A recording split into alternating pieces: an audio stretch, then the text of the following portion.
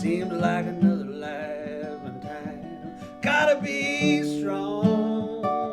Sometimes you realize further you go, more that you know. In an early age, my mom was the choir director at the church, and my dad was he had a beautiful tenor voice, and she had a soprano voice, and they sang for people's weddings, and then they did the cantatas, so it was always, there was music in our home.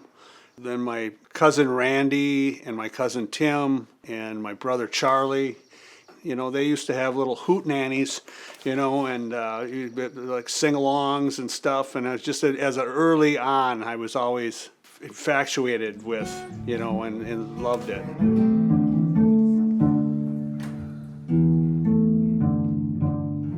A year or so ago, I met David and Hannah, and it kind of opened me up a little bit. We started really working on different things, and we put projects together to perform, and that's been really good for me. It kind of got me and re-energized me, and I just said, now I'm hooked. Let's not be embarrassed until we're embarrassed. Okay. Well, I joined the National Guard March 2nd of 1982. I did 20 years in Bravo Battery right here in Madison. Started out as a 13 Bravo, and that's a cannon crewman. And then I moved into food service. And then I retired, and that was in 2002. And then in 2008, I re-enlisted in the National Guard.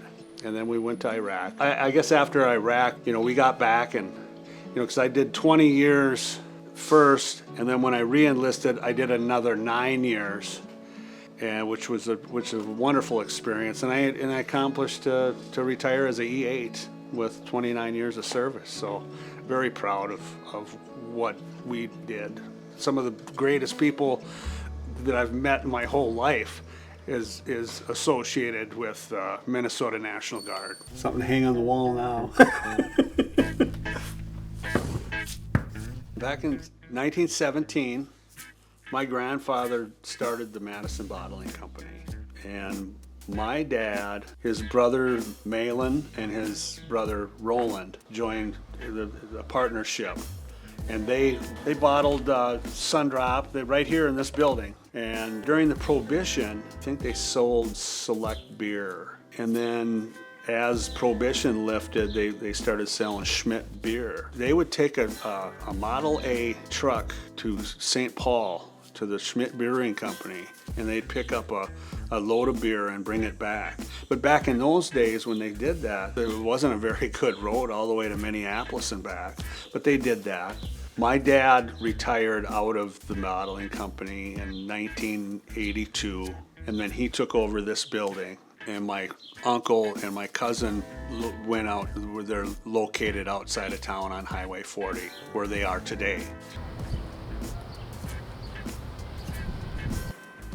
I don't know if you can really see it, but 1918, my grandfather, Henry W. Roth, and this was done by my sister Rachel, and they made there's the Henry Roth family.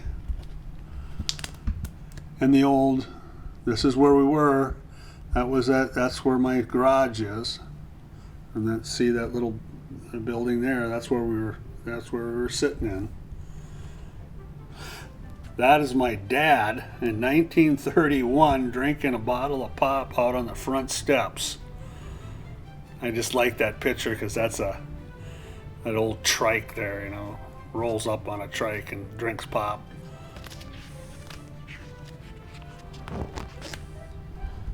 Yeah, a lot of things through the years here. This is my Uncle Malin and my Uncle Milton. And that's that truck that Model A truck, is that's when they'd go and they'd get loads of Schmidt beer down in St. Paul. Back in the 50s, my grandfather went to a bottling convention, and he came home and he said, "Boys, I bought this franchise from it's Sundrop." And he says, "This is the future of Madison Bottling Company." And they started bottling Sundrop, and it was very successful. My dad pretty much made all the Sundrop that everybody got addicted to around this area. And everybody was like, well, Madison, the Sundrop was invented in Madison, Minnesota.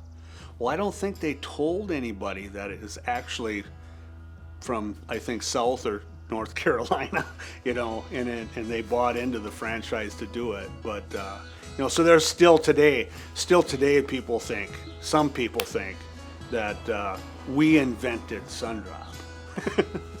So yeah, it's just a funny story. But it's cool bottles.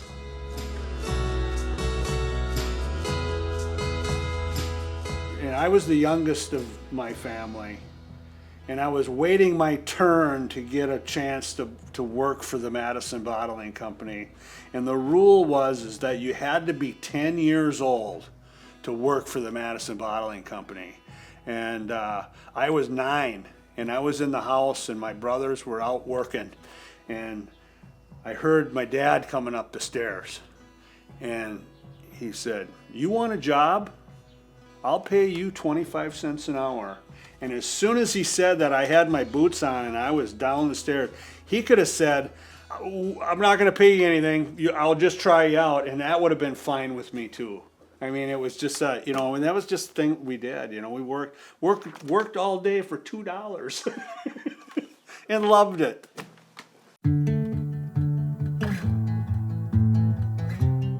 Being in the National Guard, being Camp Ripley, I'd bring my guitar. I'm a harmonica player, and we'd do stuff we'd play for the guys. That's been fun. And as far as the opportunity to play with the church services and just to be part of that, maybe to give a little bit of enjoyment to people, I guess that's any musicians. I guess that's where their euphoria comes in, I guess, to be able to get some response, from somebody that enjoys listening to you. I guess that's what we go for. Try to spread some joy and get some good feedback. I'm not in it for the money, I'm not in it for the business. It's just self-enjoyment. And that's all I really want. I don't, I have no dreams of, I think it's a little late to be a rock star.